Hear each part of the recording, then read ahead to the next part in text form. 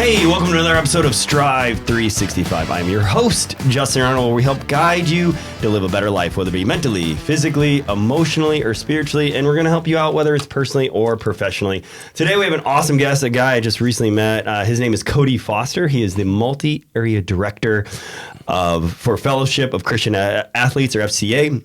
Locally known as FCA for sure. My daughter, some of you may know, actually plays lacrosse for FCA, and I met this guy recently. I was like, this guy is cool.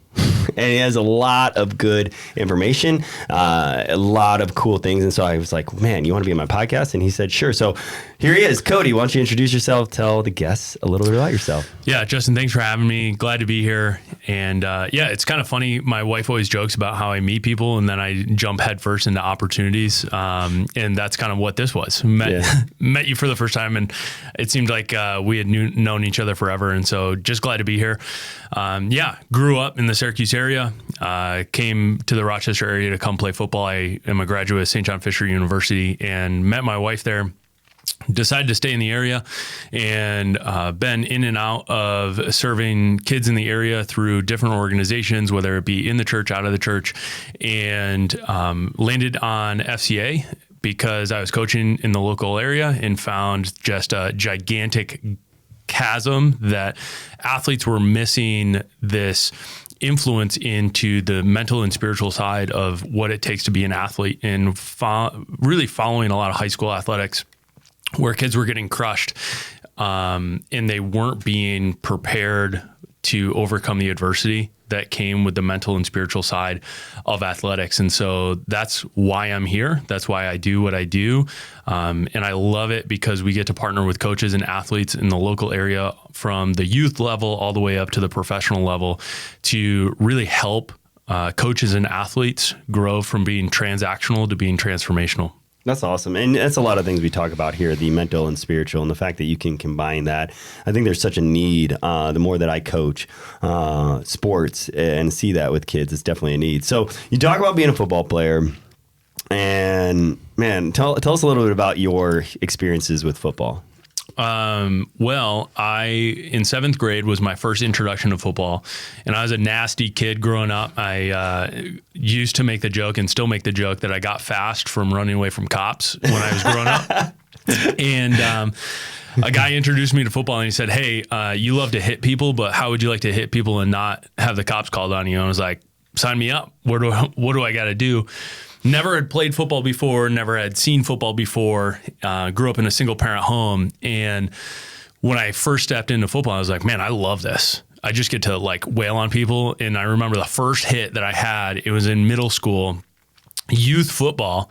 And I lit this kid up and I got up and I was looking around. And I'm like, is anybody going to say anything to me? Is anybody going to yell at me? And when nobody did it, that's when I fell in love with it. And so football, I will say this, football saved my life in the sense that it gave me opportunities that I never would have had. I was never a great student growing up, hated school.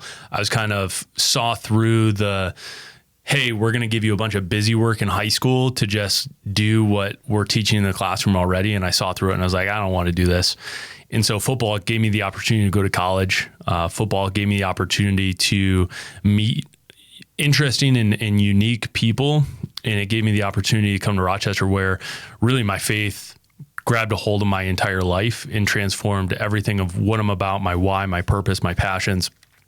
And I don't know what my life would be like if I didn't have athletics, specifically football. And so growing up, fell really hard into the jock mentality. Right? Work hard, party even harder. And when I went to college, I swung so far in the opposite direction and almost viewed my athletics and my football career as a business opportunity. And growing up, not growing up, but now looking back, it was funny. My wife and I went out to dinner once and I saw a couple of guys I used to play football with, just acquaintances. I'm like, oh, hey, like, what's up? How you doing? And my wife and I went to go sit down for dinner and I was like, honey, I missed a huge opportunity because I partied so hard in high school, I swayed so far against it in college, and I actually missed a lot of opportunities to build relationships, and which has formed why I do what I do today, is helping athletes navigate through a lot of those mental hurdles, a lot of those emotional challenges that come with, hey, this is the prototype of a football player. I play hard, I get the accolades, I hit kids even harder, I party harder, I work hard on Saturday afternoon so I can party hard Saturday evening. For sure. And yeah, it's kind of transformed the way I view life. And I could go on and on about the amount of life lessons I've learned from hard work and teamwork and leadership and all that stuff. Yeah, and we'll probably cover some of that. Man, I'm glad you shared some of that, because people that, when they heard your title at the beginning and didn't personally know you, probably wouldn't have imagined even some of those things. Like, this guy is the multi-area director for FCA, and he's running from cops as a youth. Oh, yeah. And you said something that stuck out. You said a lot, and I want to cover a couple of things. But one, you said you missed a lot of opportunities. And I always look at things in an interesting perspective.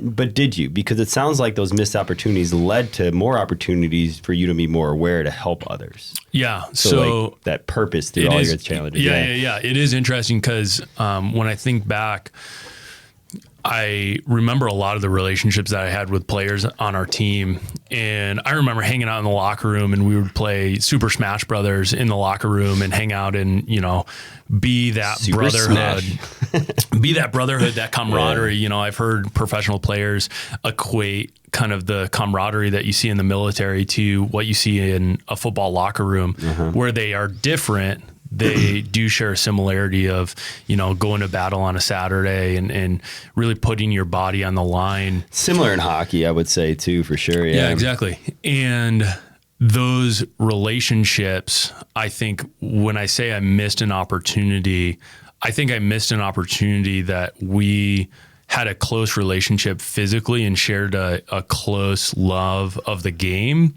but I missed an opportunity to go that extra step to understand, like, hey, what motivates you? What drives you? What is your purpose and passion in life? Like beyond football, right? Because in college, we think we're invincible. We think, hey, I can do whatever I want to do and nothing's going to ever hurt me or touch me.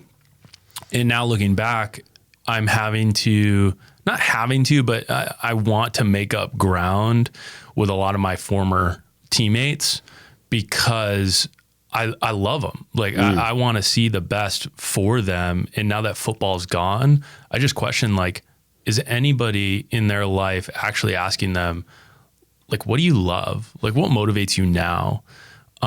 What's the deeper purpose behind, like, why do you wake up every morning and try to strive for excellence? And a lot of people that I know in those circles, it's, hey, I grind Monday through Friday and then like I live for the weekend. And it's like, well, is that really living or is that just sustaining until surviving. until you hit like this chasm of like, oh crap, my life's off the rails. I don't know what to do. And yeah. So I don't think I missed opportunities. I think I missed the opportunity to build relational equity to now step in their lives and say, like, hey, what's really going on? Because, we're having kids now, we're getting married, and like the stakes are higher than just going to play football on a Saturday morning, right? Yeah. And I wish I had those relationships that I could just go back to and, yeah. No, but to your point, like, God really blessed my time in college because it's what I needed, being, technically a clinical alcoholic at the age of 13 and growing up through high school, escaping from everything and having all of this junk that I was running from, God really provided me this opportunity, escaping my hometown, coming to Rochester and really building this experience of protection around me to say, hey, you had a really troubled time in high school with your family dynamics, your partying dynamics, all that stuff. hey, I'm going to protect you for a season, but I'm actually going to use this for what you're going to do later in life and what I'm really asking you to do. Yeah, and that's essentially like you talk about, making up ground, purpose. What do you love? I look at throughout life, we can be both students and teachers. We can both learn and also teach others. And it sounds to me like you said missed opportunity, but it was really a chance to really learn and then have the reflection to look back to be able to teach others, to really make the most of it, and then be in the position you are. Like the book that I wrote called Purpose Through Pain, essentially it's that. It's like, I could look at everything, all the challenging things, all the trauma, all the hardships, all the missed opportunities. I would use that term. Or I can take my life now, reflect on it, be the student of those, and now teach. And then, for example, I give a lot here, but as a father, I'm very proactive because I didn't get that. Yeah. As a father, I'm all about vacations, even if finances are low, because I believe there's still a way. That's why we're big on camping, because going on vacation wasn't a thing we did because we never had the time or the money. So it's things like that. It's just like learning from these 100%. experiences. Sounds like you did the same thing. So faith, we've talked about it a few times. I get asked this question. So, I mean, you've talked about it a little bit, but talk about it. Has faith always been a big part of your life? It sounds like no. But I would love to hear your faith journey and much as you're willing to share about it. Yeah. So it all started when I was in middle school. I grew up in a single parent home with my mom being our primary leader of our family. And it was kind of almost a necessity to like get us through. It was almost like, hey, we're going to church because my mom, being a single parent mom, it was the crutch that got her through. And I didn't really understand, like, what does this look like? And it was very Orthodox religion. It was like, all right, sit up, stand down, like all of these different things that you see in like old school church. Everyone's buttoned up. They have all of their Bibles, their hymnals and whatnot. And I grew up in that kind of environment. And I was like, this is bogus. This is garbage. I don't want to be a part of this. It's boring. And I was playing football on Saturday, partying, getting in a fight, showing up to church on Sunday with black eyes and scrapes all over my body. And love it. I was like, I don't fit in. This isn't an environment that I ever want to be a part of. And so it wasn't until in my high school time, my mom kind of gave me an ultimatum. I was really starting to get hard into partying, and my mom basically gave me this ultimatum and said, hey, either A, you're going to go to church with me. And I was like, well, that's not an option because it's boring and bogus, so I'm not going to do that. Or B, you're going to go to this group called Young Life. And I was like, well, that can't be any more boring than what this church is. So I still remember it. Me and two of my high school buddies decided like, hey, we're going to go. And I remember we were at my house before the first meeting. And I was like, hey guys, church for me is really boring. Why don't we get drunk and go to this meeting? And they're like, yeah, that sounds makes awesome. Sense. Totally. And so I remember for the first couple of months, I couldn't get by without being some sort of intoxicated, whether it be high or drunk or whatnot. And I remember the guy who was leading the group, his name was Jason, didn't say anything. Like, he wasn't this judgmental type that I had seen in church. He wasn't condemning. He wasn't anything. He was just like, dude, I'm so glad you're here. Keep showing up. Like, keep coming back. And like adamantly knew I was either stoned or I had something going on. So finally I show up to Jason's house because he invited me over for a poker night. I'm like, why are you doing this? Like, I was just so curious. I was like, you have to have an ulterior motive. Because up until that point, I was so used to transactional relationships of, hey, if I do this, this is my reward. Or, hey, if I'm good at athletics, my coach will give me more attention. And so he was like, no, I love you because I believe that's what God wants me to do. And that's what I've experienced through my relationship with Jesus. And I'm like, what are you talking about? Like, I was just so confused because I grew up in church and I'm like, okay, they talk about Jesus, but like, you're making it sound like it's a living thing. Like, it's not just like a clubhouse or something that we just show up to. And so over the course of a couple of years, I was just really investigating. And for me, I'm an all or nothing type of guy. Either I'm all in or I want nothing to do with it. And so I researched every religion I could, trying to get my hands on why Christianity, why is it so important to so many people? And it wasn't until I came face to face with my own personal tragedy where my father figure passed away my sophomore year of high school. And I went to summer camp that summer. And Jason, the same guy that never stopped loving me, never stopped showing up, never judged me. I remember we were sitting in a couple of rocking chairs overlooking this lake, and he knew that I was in a bad place and I was going down a worse path. I was selling drugs. I was doing drugs. I was drinking. I was doing everything to numb the pain and the anguish that I was feeling from this void in my life. And he looks at me. And he says, Cody, I have a brother that went down the path and is now in prison because he was trying to do the exact same stuff you're doing. And I'm going to tell you what I wish I told him. I'm like, okay, where is this going? And he looked at me in the eyes because, and I'll say this as a huge disclaimer, the only reason he said this was because he had built the relational equity with me to be able to share a hard truth with me. And so we're sitting in those rocking chairs and he looks at me and he says, Cody, you can go one of two ways.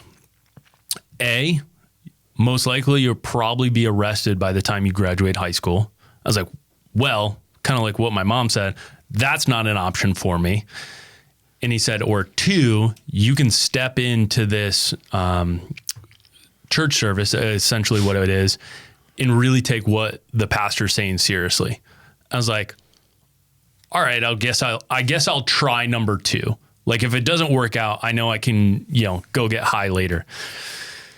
And what the pastor said just hit me to my core because he was a former collegiate wrestler, told his life story, shared about how Jesus was alive in his life. And I was like, that's it. I'm not content with where I am. I don't enjoy the come down off of being high or the come down off of the party, or it's so fleeting in the sense of fulfillment that it gives me. And here's this guy standing before me. I was like, hey, I've been there and now I'm here. And I was like, he's saying where I want to be. And if he's saying that, Jesus and his faith has gotten him there, well, sure, I'm going to give it a try. So I got back into high school. And it was a very slow change. I was still smoking weed, but I was curious. And so for me in my life mission and faith, I never try to push my faith onto others, but I try to create spaces of curiosity because I believe curiosity. I like that. If we create these spaces of curiosity, well, now we're actually advocating for people to ask questions on their own. And almost go against the cultural, well, I just do it because that's what I've always done. And it's almost asking the question well, why? Is that actually fulfilling? Do you have a deep sense of joy and hope from what you're doing to what the outcome you hope for? And so that's what happened to me is I had a space where I wasn't judged. I had a space where I could ask questions openly. And frankly, they were stupid questions at the time, looking back of so who is Jesus? And I'm like, wow, now looking at him, being growing up in the church, I'm like, oh, I should have known the answer. But I had a safe space to ask some of those really simple questions that others look down on because they're like, what do you mean? You don't know that already? But I was enabled to explore my curiosity, and actually I was empowered to be curious about what faith looks like. And now that habit hasn't died. Every day is a day of curiosity, and I bring questions to everything. And a lot of people hate it because they don't like being challenged and being asked hey, why do you do that? I don't know. I don't have the time to come up with an answer or an explanation.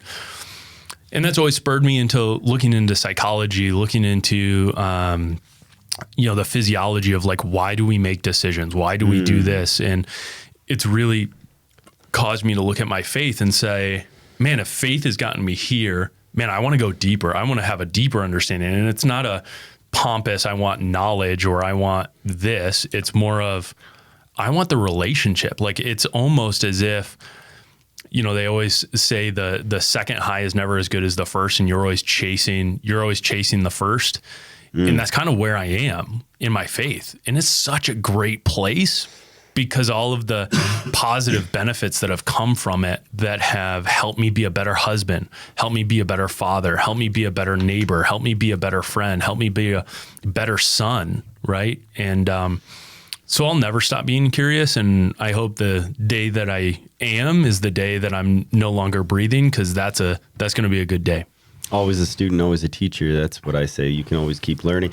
Man, a lot to unpack there. Some and more similarities between the two of us presented themselves. Very similar, I wrote down Black Guys in Faith. That sounds like a rock band. Maybe our future book title for you. For example, the researching. I went through some similar experiences where you said your pastor's brother went to prison, correct? Mm-hmm. Yeah. And you had somebody in your corner, which was great. Me was witnessing actual family members going through hard things. Where yours seemed like a mix. I didn't do the alcohol. I just did drugs. Yeah. But like mine was like pushing against it. Borderline. Like I told you when we first met, was I would say I didn't believe and was trying to prove it wrong. Yeah. And so researching faith, other religions, and just having people in my corner and having tough conversations, and inviting me and continuing inviting me because they saw something that I didn't see in myself at the time, and I'm grateful for that. And what you said there at the end, as far as like, why I teach my kids this, why I, I'm similar with curiosity, because it's made my life better. It's a foundation. It grounds me. It's something that's it's a tool book. And the more I even read business and personal development, you realize how much is so connected to the Bible and Jesus and the teaching, and it blows my mind. And I always tell my kids, like, once I'm gone, you won't have me and mom, but I want you to be grounded by something bigger. Yeah. You can't always rely on people, but you can always rely on something bigger. So I love that. I love your space of curiosity. And I think that's what we're here to do. I really believe we're here to help people. You said a lot of people hate it. I don't know if people hate it. It's just hard for people to be challenged in their way of thinking. We develop our thoughts based off our experiences from the minute they were born. Yeah. And then it's hard to get out of those thought processes, like it was for you, like it was for me. And so I say continue the curiosity. That's what we're all here for, man. That's just a beautiful story. So, and it's not a. We need to be comfortable with being uncomfortable. And one of the things that I have come to realize, in one of the books that I've been reading, he talks about being radically open-minded. And it's not a faith book. It's Principles by Ray Dalio, and I've loved it. And what's the name of the book? Principles by Ray Dalio. Okay. There you go. It's not even my book. I'm making plug. I should get a 10% finder's fee. I'll call him up. But he talks about being radically open-minded, and I think one of the things that has turned so many people off from church and faith and where we are is the absence of that. Like, the absence of, hey, you don't have to have all of the right answers. And when I read in the Bible and where I get a lot of my life principles from is reading how Jesus interacted with people in the Bible. And it is a radical open-mindedness. There was never a thought process of like, oh, you're not getting that right. The people that Jesus often kind of auto-corrected were the people that thought they had everything right and thought they had everything together. And I think that's the space where I would love to see, and really why I do what I do in FCA, is that we need to bring the spirit of radical open-mindedness and being comfortable with the uncomfortable, because that's where everybody gets better. And that's where it's a melting pot of that, hey, I don't have all of the answers. I don't have everything all together. Like, I'm not perfect. That's why my faith is so important to me, because I know that fact. And if I step into every environment and I'm like, hey, I just have a radical open-mindedness that I want to learn from everyone, well, man, that's gonna elevate everything about me, physically, mentally, spiritually, emotionally, in all aspects. But I have to have a filter that I run it through. And that filter is my faith. Yeah, I mean, I agree. A similar thing, a mentor a while ago said how to filter like people you work with, things you take on, things you say yes or no to, throw it through a filter of faith. I smiled when you said comfortable being uncomfortable, because we literally just did, I did a podcast a couple podcasts ago about that subject matter. And it was literally about doing uncomfortable things and how it provides a more long-term comfortable life. And it's based off a chapter that I have in my new book about,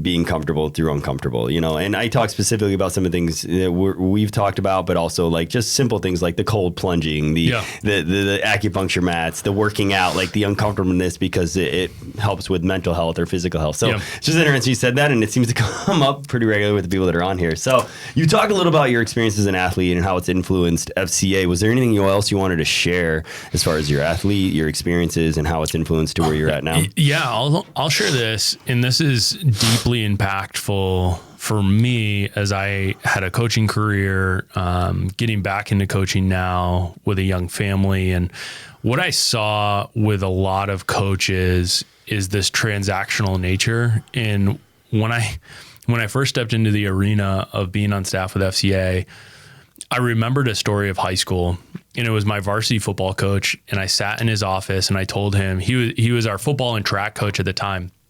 And I sat in his office and I said, "Hey coach, I'm not going to be able to run track this spring because I want to get my body better prepared for going to play college football." And he needed me. Like, I was the only athlete that was willing to run hurdles because no one else wanted to be comfortable with being uncomfortable. And he looks at me and he says, "Cody, if you don't run track this spring, I will personally call every college coach recruiting you and tell them not to accept you because you're insubordinate and don't listen to your coach's leadership." Ooh. And I looked at him and I said, "Fine. I got here on my own and I'll keep getting here on what I've done." And I walked out of his office. That's like a threat, man. And as I walked out, my life just like flashed. I'm like, I just lost everything. I lost all my opportunities. I lost all this. And there was a volleyball coach, the girls volleyball coach, never coached me a day in his life, come up to me in the hallway. And he says, "Cody, I've never seen an athlete stand up to him the way you did."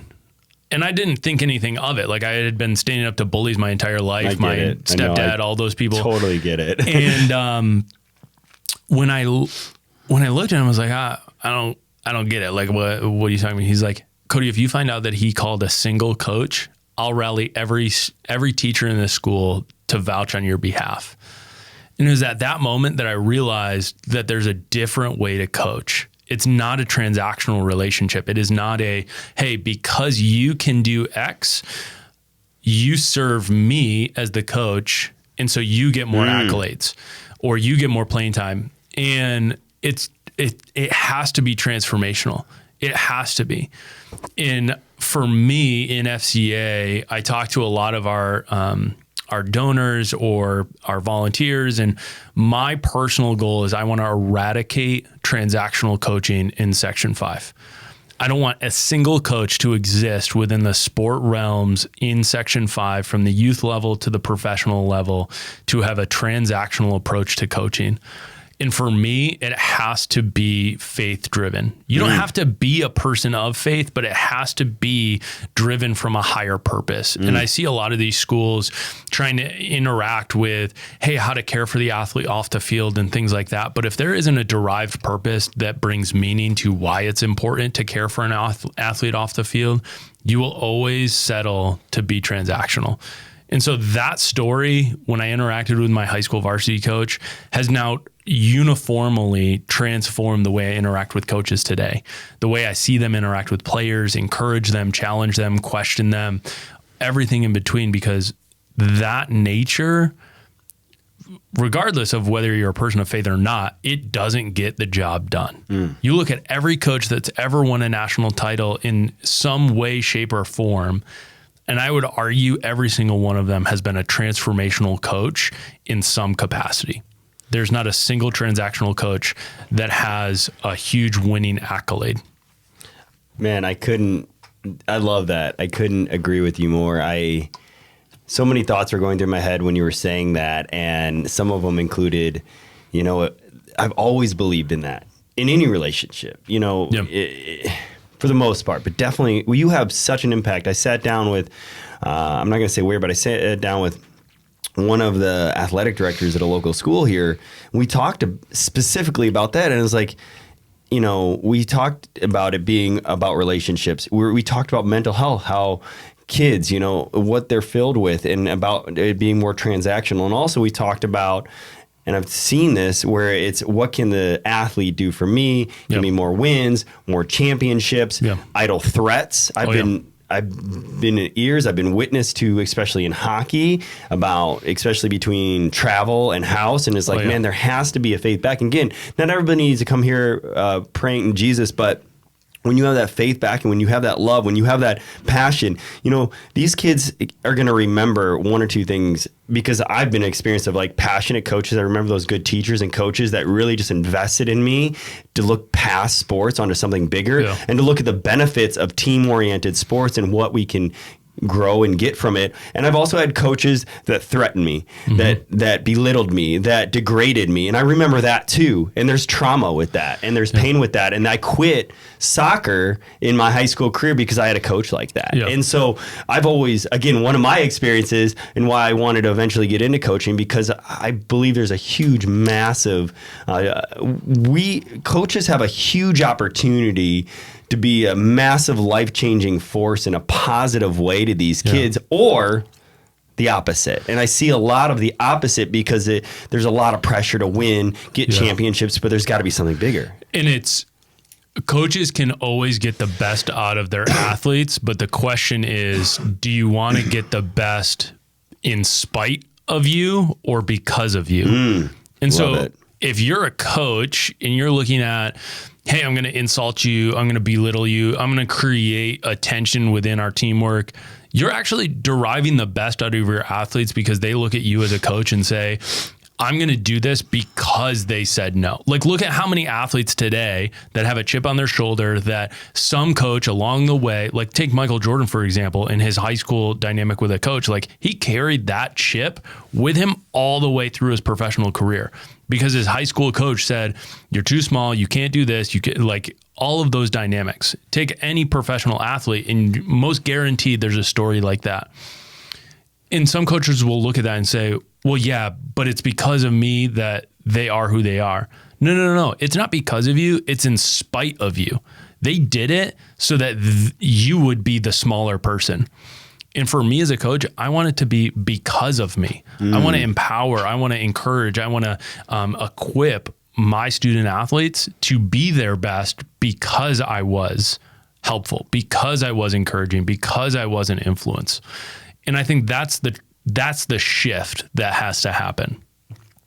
And for some coaches, they can logically understand the shift. But for me, and I know my life story, I know the coaches I've interacted with, that's where faith or that deeper meaning has to come in, because the hardest distance for information to travel is 18 inches from your head to your heart.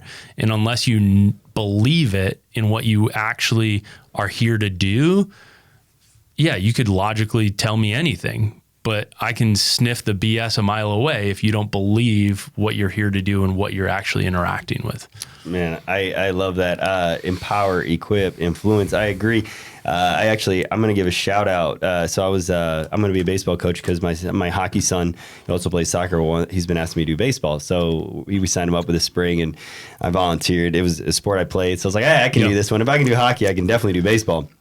And so we went to the coaches training the other night, and you could just feel the passion. This is the guy that coaches the Irondequoit High School baseball team, and many people know him or listening. He's a passionate coach. You could see he just loves the game. He loves his players. He's got two that are in college right now that are in D1s, and his passion for telling about like the basics, and like you could see him smile and light up. I was like, I stayed up the other night watching the entire game, and it was just cool to hear that, they're still doing the things I was teaching him since 7th grade, and his passion and showing some of the things. And he's like, they have real potential to go pro, but it's just cool to see that and see that passion and see that love and see the things that he embodied in the relationship. And you can tell because you hear stories of these kids coming back just to say hi to him, people in that room, people wanting to volunteer for this guy because he's a high school baseball coach who I'm sure he's not getting paid a ton of money, but he just loves how he's making a massive positive impact. The way he coaches is a positive. I've been in front of it. My kids have had him as teacher, and they've come home, and he's the one of the teachers that stick out. So just having that positive influence is super important, and seeing it, because you said it, you hit the nail on the head. It's super important, or it can be damaging. I recently actually just read something, and I was aware of this anyways, but I recently read, now they have data to back, like, kids that are in sports and they're influenced this way actually grow up to be way more successful in their families, in their finances, in their health. Kids that are maybe really, really good at a young age, but the opposite, the threats, the negative influence, the suck it ups, the put downs, how to do this, the yelling, the screaming in a negative way. Actually, there's correlations to growing up the opposite, not as successful, depressed, anxiety, suicide, like just all from what one person. It's crazy to think the influence that these coaches have and how important it is. So I'm glad we talked about that today. And it's amazing because a lot of coaches don't know how to do that for themselves. So I firmly believe in the principle, you cannot lead people to a place that you have never been. Ooh. And so for a lot of the coaches in today's culture, this is great. And it goes to what I was sharing earlier, like, information wise, sure. But what does that coach's private life look like? Do they actually, I'll say this, we as, guys, we want to be the guys and not talk about emotions and, rough and tumble, whatever. But like the amount of male coaches in the sphere of coaching, I would ask them, what is your affection for yourself? Do you love who you are? Are you proud of who you are? Because if it doesn't start there, how can you ever say that you're proud of an athlete or that you love someone else? And for me, it goes back to my faith. Like, I cannot define love because I didn't grow up in a home where I saw that from a male influence.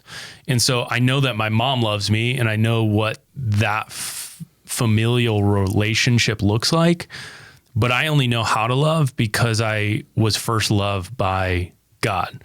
And that's where my faith intersects, how that interacts with me personally. And then it's from that personal development that all of my leadership qualities flow.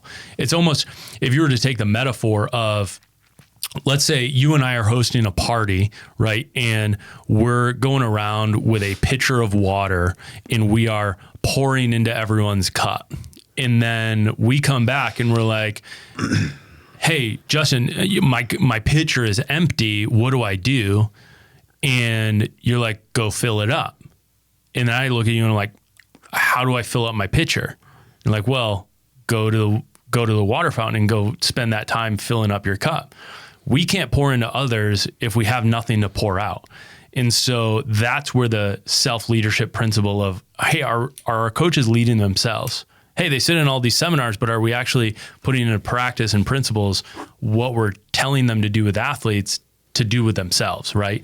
And that's where FCA intersects that. Having been a coach, having been in athletic director's offices, like, being a coach is a very selfless position because parents want something from you, athletes want something from you, the school wants something from you, boosters want something for you, everyone wants something from you. And at the end of the season, they only say thank you if you have a winning record. Now imagine that. Like, imagine if we went through every single career and it's, I'm in a financial advisement and I can't control what the market does, but if I lose you money, hey, I'm not grateful for, your business or what you've done for me the past 5 years. Just show me the results now. We don't do that in any other sphere but coaching. And so where FCA kind of intersects that, it says, hey, we want to be the buffer and be the people that teach coaches how to love themselves and how to lead themselves well. I love that. It sounds like, for example, I see it in every sport, especially now that I'm really inundated in hockey, that at times you'll see people hired because of the wins, their experience, going to juniors, pro level. But it sounds to me like the concern should be more on the mental strength, the mental health, the mental fortitude, the being able to love yourself. Somebody say to my kids pretty regularly, it used to be daily, now it's definitely weekly, like, it's just reminders, because we need reiteration, especially with children. And it's something you have to love yourself before you can fully really love others, before you can give and receive it. And I agree with you. You say that, and I can literally picture some people that I wonder, and it's from a health standpoint too. Like, I'll tell this from my clients from a health standpoint. So many people who are dealing with whatever they don't like about themselves have trouble looking in the mirror and saying, I love my belly. Yeah. I love my legs. I love my butt. I love my face. Some people can't even look or say any of that, let alone look at it. And that, it starts with that as well. And when we struggle in these areas of self-love and this thing, or if we try to just ignore it by not looking in the mirror and let these things deteriorate, then they just keep going down this. And then you talk about it, it affects those around us. I can go all day about the health aspect and the importance of all this, of just loving your physical being and your mental being, and how those will start to go well. But if we continue to self-hate or not even focus on those areas, what it can do to us and those around us. Yeah, I remember my junior year in college, I blew out my ACL second game of the season. And I remember there was 3 other athletes on our team that also blew out their knee in the course of that year. And we would go into the trainer's office and get treatment together. And I would always go into the smile and an intensity of like, hey, I'm going to attack this and I'm going to get better. And I remember one of the athletes looking at me, and he was kind of like disheveled, a little depressed. And he's like, Cody, like, what's up? Why are you happy to be here? I'm like, because I'm more than an athlete and I want to get better, not for football, but because of me. And I think we look at coaches and athletes, and how many times have we heard a coach or an athlete say, like, be better, get this better, run faster, lift harder, like all this stuff. But then we look at the coach and it's like, you do better. You work harder. And we look at the work of, like, it's not about breaking down film, but it's about, like, how do you be better at relationships, right? I loved the quote by John Wooden, and I'm going to paraphrase, but he was asked once, what makes you a successful basketball coach? And he said, let me correct you. I'm not a basketball coach. I'm a mentor of men that uses the sport of basketball. And that to me was that's everything, right? Like, coaches are life mentors that we look at as they have the influence to win and lose games and to give my athlete a better advantage over something else. But really, they're influencing our children, the next generation, to what, right? And when I was a youth pastor, I loved this statistic. Parents have 2,000 hours on average a year with their kids, right? Parents have 2,000 hours a year. Youth pastors, or kind of using the pastor's analogy of churches and their influence, have 20 hours of direct influence. So 2,000 compared to 20. Coaches on any given season. So if I had your son or daughter in one season alone, I would have the influence of 200 hours. So it's not to the level of parents, right? But it's exponentially more than these other positive influences that we look to have. And then we look to teachers, and where teachers have influence in the classroom, yes, but it's very rigid. They have an assignment to do. Like, they're not living life on life with their students in their classroom. A coach is, right? Like, what happens at practice, what happens on the court, what happens on the field, like, those are shared memories that are very personal. I can remember every coach that's ever coached me. I can't remember a single math teacher I had. I remember one. English. But that's the reality. I'm with you. I remember more of my coaches than I do. It's funny you mention that, because I never thought about it. I was like, man, I can remember a lot of memories and moments with my teammates, with my coaches, especially my wrestling coach. Man, he was amazing. And that's why it's so important. Like, the amount of influence that coaches have, it's not about results. It's about, if we want the next generation of kids and leaders to be better than we are, we got to start taking coaches seriously, because the amount of influence they have, which is 200 hours compared to the 2,000 hours of parents. Now, if you take the broken homes that we're experiencing across America today, where kids are growing up in split families or single parent homes or what have you, Well, now increase that amount of influence that coach has. Like for me, growing up in a single parent home where I didn't have a father figure, well, you better be darn sure that male coaches had a bigger, significant role in my life. And so let's not undermine the influence that coaches have and just kind of skate by and say, hey, what are you doing for my athlete to get into college? What are you doing for my athlete to get in the paper or get accolades, or what do you think about the game this Friday? Are you guys going to win? And it's like, how about what are you doing for my kid to influence them to something bigger than just being an athlete?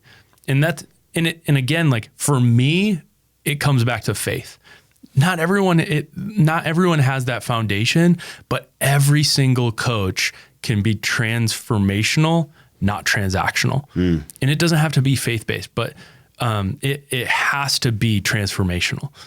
It has to be bigger than numbers and metrics and wins and losses. And it starts with parents caring about that, not caring about, hey, how much playing time is my kid going to get on Friday? Or, hey, I saw that my kid was riding the bench in practice. Like, what's going on? And it's like, well, did you ever think that the coach might be teaching your kid a lesson that, hey, when you work hard, you get on the ice. Hey, when you work hard, you get on the court. Maybe your kid's just lazy in giving a coach a credibility and asking quality questions. That it comes back to the curiosity, right? When we have a heart of curiosity, we can really uncover a lot. We have to ask good questions. And I thought about this, what you're saying, like, what about how are you? And I said that because it just sprung a memory. That athletic director I talked about earlier, that's one of the, we were in a meeting for about an hour, and one of the things I brought up, I was like, when was the last time your coaches asked how your players were doing? When was the last time they asked how they are? And he's like, well, I was like, well, do you know if your coaches ask? I don't know, is what he said.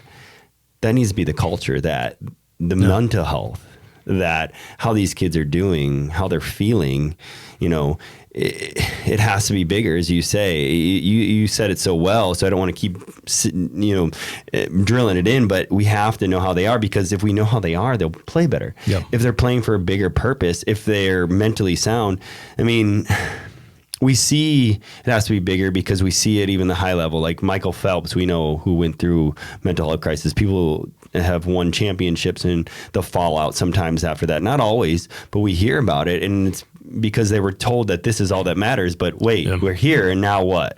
There's more to life, right? Yeah. And I believe that when we start to develop the mental health, and when we start to connect, and when we start to care, and we start to love, not only can we grow the athlete to better, like you said, laziness, but maybe the kid's super depressed. Yeah. Maybe 100%. To you it's stupid because his girlfriend broke up with him, but him, that's his whole world. Yeah. Like, right? Like just asking how he's doing and how you might be able to help could help him play better on the field or the ice or whatever we're talking about here. I think about Simone Biles in her standout of the last Olympics and saying like, hey, I'm not going to compete because of mental health reasons. And everyone applauded at first, and then it became divisive, and it became a debate, right? Suck it up. Yeah. But I feel for you. But I think one of the things we didn't acknowledge is how long did it take for her to finally feel like she needed to stand up for herself? Like that's the role of a coach, isn't it? Like, hey, I recognize something's off. Let's have a conversation about pressure, right? Right. And that's the role of a coach. The role of a coach is to take that pressure off. And what I want to see is like, let's revisit the joy of competing. Like I remember being a kid and saying, hey, Johnny's got a football. We're going to go out on the street and we're going to go play. Like those were some of the most fun times that I had, and were sometimes the hardest competitions that I experienced. And I think when we look at these professional athletes that take a step back and say, well, I'm taking an absence because of mental health, everyone says, hey, we applaud you, like, great job, way to advocate for yourself. But my eyes go to the coach. My eyes go to like, what transpired that we've had to arrive here, right? And then I look at the news media and how we spin it, and I'm like, well, what about all the positive stories of like great coaches? Like that's not a sexy story to put in headlines, but it's really attractive when we say, hey, Simone Biles is missing the Olympics for a mental health reason because she needs to like get her headspace right. And it's like, okay, great. But what about the gymnast that's there that's able to compete and able to succumb to the pressure or able to rise to the pressures because there was a great coach in her corner that supported her, encouraged her, and let her freely compete. Like I want to see both of those, right? I don't want to just see yeah. No, I feel that because there is, it's not that the sucking it up. We for those that have been through some hard, challenging instances, it's also about, who's the one they're supporting there, who's the one, what's their systems, what's their morning life. Like, do they have a therapist they're you're seeing? Are they journaling? For me, for example, like some of the most therapeutic things I've done is write, journal, have people in my corner that I can bounce things off of or express or whatever. And so, all of them are faith, by the way, like everything has a faith circle to it. So you're right. Like there are people that are probably going through similar things that either feel pressure, so they just competed, or there's people that are going through similar things that just had the right people or the right tools or the right things in their life to be able to continue to compete at a high level, even though they had all the adversity, the anxiety, the depression, whatever it might be. And I'll say it again, you can't lead people to a place that you've never been. So those coaches that don't know how to help those athletes rise up to those stressful situations are probably feeling the same pressures themselves and don't know how to deal with it. And that's an epidemic that we have to fix. It needs to go way beyond wins, championships, records. We need to check on like, what do these people's mental health look like? What are they doing for their personal development? What are they doing for their growth on a regular basis? How are they managing it? How are they coping with it? How are they growing through it and around it? Or they even had any tools, or they just continually just showing up? Yeah. I'm with you on that. So speaking of, let's talk about you a little bit. I mean, we have, but that's why you're here. But, with all the things you're doing, man, and for the betterment of society, how do you balance it? We talked a little bit before this podcast, so feel free to share some of that. But how do you balance the work of FCA, your personal life, faith, family, personal interests, morning routines, all that? I think you'll have to invite me back when I actually figure it out. But I think it starts with the non-negotiables. So for me, knowing the triggers of my day. So like if I'm not doing things physically active, I have a hairline trigger for my anger or, feel the way I react to situations. And so that's a non-negotiable for me, right? Like if I'm going to battle the stress waves that are coming at me, I got to be physically active. So that looks like I got to get in the weight room. I'm a meathead. I love pushing weights. I love just the environment, the sounds, everything about it. The other thing you mentioned it, like journaling or having that quiet time, that meditation time. For me, it's always centered on a truth that is beyond me. So I always read the Bible. That is my absolute go-to. That is my foundation. Another non-negotiable. So physical, mental space, it's reading the Bible, and then I'm always reading a book. So I always, I have a habitual goal of reading 3 books per quarter. I'm not a great finisher, surprisingly. Like I'm a finisher by trade. I love ideas. I love starting things and then like getting halfway and then, hey, somebody else will finish that. That's a great idea. So I've had to actually like train myself. Okay, I'm not going to start another book until I finish this one. Or I'm not going to start another podcast unless I finish this one. And so training myself. Yeah, please don't stop right now and then go record another one. Yeah, I'm out. And so those are a couple of my non-negotiables. And then margin is the last one. So I need margin. And what I mean by margin is like, I don't work myself to the bone because my natural tendency is to do that. Like I am naturally a bent work alcoholic of like, I will throw myself at work because I see the direct reward and satisfaction of it. Playing with my kids, like I don't see the direct win, but the win is going to pay off 5 years, 10 years, 20 years. Like they're going to remember daddy getting out on the floor and playing with Barbies with my 2 girls. And so for me, it's structure and then it's not compromising on my non-negotiables. I mean, that sounds very similar to me, like physical activity. I'm very much a starter too.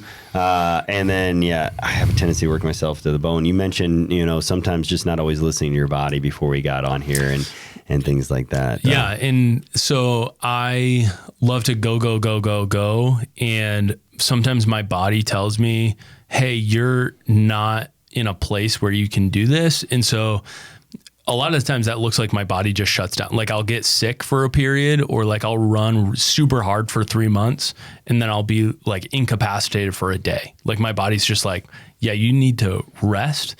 And I'm always learning more. And I think the season that I'm in now is learning not what others say or what others do, but like listening and learning internally, like what does my body need? You know, we learn all about these sleep habits and you need to get X amount of hours and this amount of like, but for me, I'm like, okay, so, you know, really inspiring leaders that I listen to get 5 hours of sleep, but all the health books and for the health benefits, I need, 7 to 9 hours. But realistically, I have 3 kids, a working wife. I'm working a full-time job, coaching on the side, like all of this stuff. So really my lifestyle doesn't accommodate 7 to 9 hours unless I want to literally give up on, a personal life, give up on, the fun things and, some of the fun things in my life.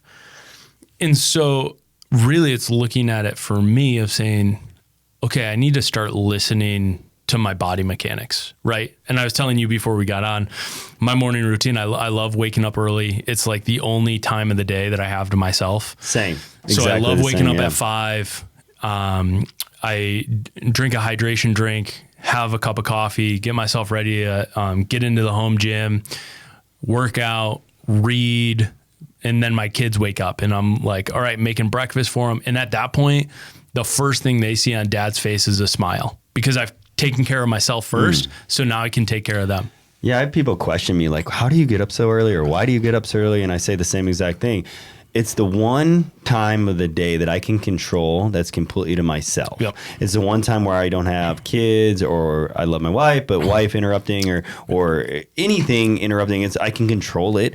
And so I'm with you on the sleep. Well, I'll tell my clients 7 to 9. There's days where I know I can only get 6 to 7, but I'm still going to get up and get my morning routine because as soon as I read the Bible and then get in that cold plunge, man, I'm fired up. I'm awake, get some movement in. I get my workout a little bit later, but I get movement. I always say like 10 minutes of sweat. And I do some journaling and I do all this before they get up. And then, same idea. Like he's so energetic and I hear it a lot. It's too early for this, Dad. But that's where I'm at that point in the morning, no matter now. And one of a couple tips I'll give to anybody that's listening that's struggling with this on top of what we just gave is, there's days, like I said, I might get 6 or 7. So I will schedule a 15 to 20 minute, whether it be nap or just pause or meditation in the day, which re-energizes me and it'll be mindful, completely shut down everything. And I always come back stronger and better.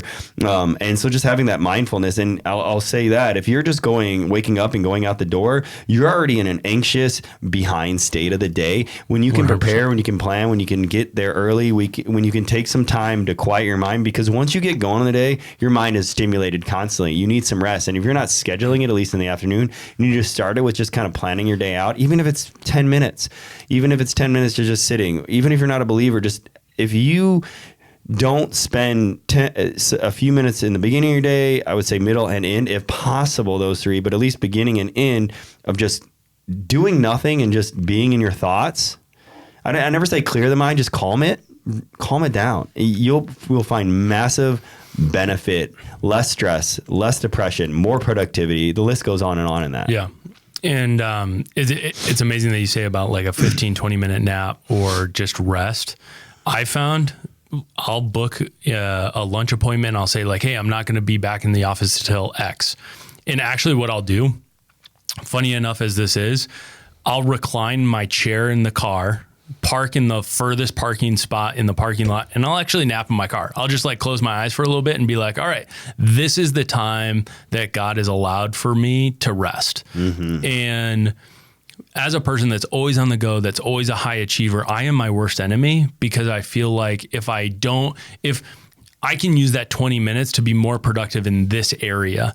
And the fact of the matter is I'm robbing time to be a great dad later in the afternoon so that I can answer 5 more emails. And like, when you put it in that context, you're like, oh, well, I'm always going to make that investment in the afternoon, but how many times during our day we got that last minute email and we got to answer it right now. And Stephen Covey wrote the book of 7 Habits of Highly Effective People, which is like one of my concrete foundational books that I live by. And he always talks about the tyranny of the urgency. and the alerts that we get on our phone, the emails that we get in our workday. And the way that I started to structure my day is I have a work startup. So I check my email in the morning. Then I have my work day, and I plan out days of the week that I'm concentrated on. You know, for us, we have different lanes of our work that we have to focus on. And then I always set a work shutdown time when I'm like, all right, work is closed. Now there's some urgency things that need to come up, you know, later that evening or what have you, because I'm in a business of availability. Really, it's working with people.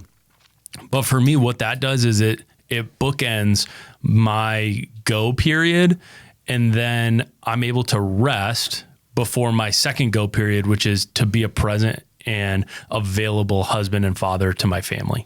I love that last part. And all this just makes me think of Ryan Holiday. He wrote a book called Stillness is the Key that I read a few years ago. And his main thing is there's productivity in rest. And it took me a little while to really wrap my head around it. I was like, oh, it means like take a nap. And then, but like now that I've really captured it, you know, by scheduling downtime, I always come back, like you said, I was at work hard, play hard. So like, you know, working at work, you know, running businesses, training, things like that. And then kids home, I'm gonna be this awesome dad that's showing up for them, playing. But I realized I wasn't superhuman and I couldn't, no matter how much food, caffeine or whatever, I realized it started to take a toll on a lot of different aspects, physical, pain, mental, all of it. And so by scheduling just even 15 minutes, it's amazing what that's done for me and what it can do for you or anybody that takes that, just truly just decompressing. And what's cool also is like, you know, think of it as like a planning stage too. When you have time to just be in your thoughts, your mind can really navigate and figure some things out, which is really cool. And so it's like planning. And then so like instead of just go and hit the button like the day and then like everything's just happening and you're just reacting, you can actually like be prepared and you can actually have a list and you can have structure and you can get things done. And then you could also mentally, just because you've rested your mind, I always compare it to people like, what if I told you to work out all day long? Like, well, that's crazy. I would never work out all day. Well, that's what we're doing to our minds. You're working it out all day long, and nobody's superhuman. None of us are superhuman. I don't care what amount of,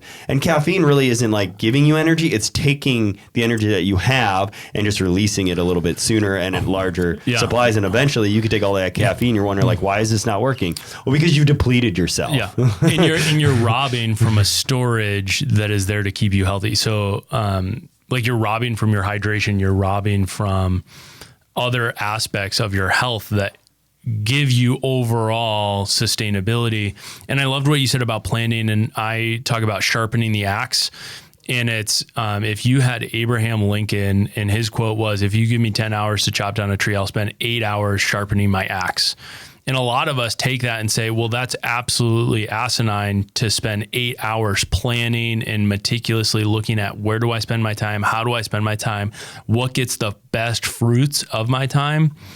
But in reality, like if we don't do it, we're chopping down a tree for 10 hours with a dull axe when there's smarter ways to address the day. Mm-hmm. And so my wife makes fun of me because I always say, either I can attack the day or my day will attack me. And so if I don't wake up, hit the ground running and really chase after something, well, life is going to happen to me. And then I'm going to turn 45, 50, 60, however old, have so much life drift that I'm going to wake up and be like, well, I wasted my life. And every day is a decision to not waste your life. Yeah, man, we're going to have a part two. This has been an amazing episode, and I know we can talk on for another 2 hours probably.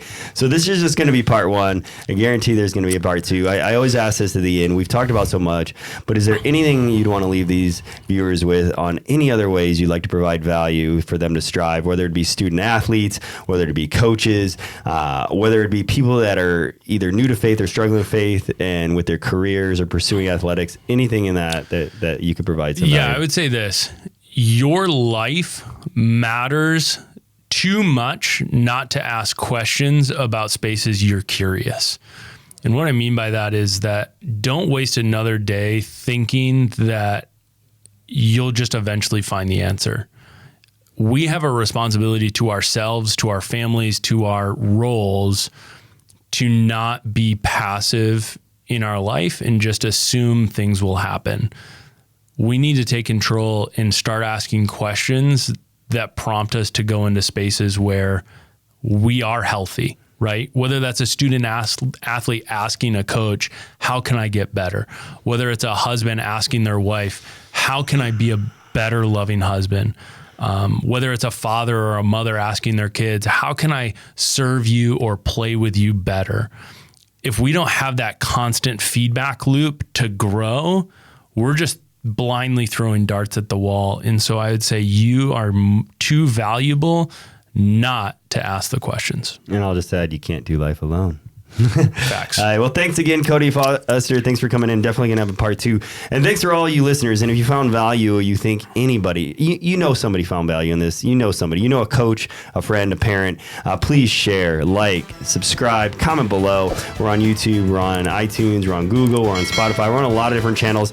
And we'll provide links if you want to connect with FCA or Cody on here. So thanks again for coming in. And again, if you liked it, please share it because we know you did. Take care.